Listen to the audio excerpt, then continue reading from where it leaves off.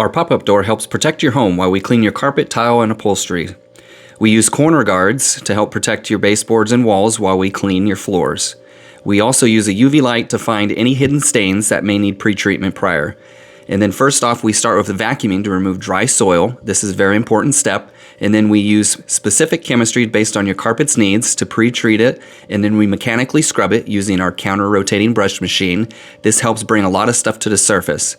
And then after that, we rinse and extract everything out using a neutralizing cleaning agent and hot water extraction. And as you can see from the inside of our filter from this job, that there's a lot of stuff that we still pull out to get your carpets clean.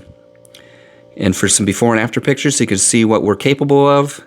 Thank you so much for watching. If you have any questions, give us a call, 209-264-8898. Thank you so much for watching.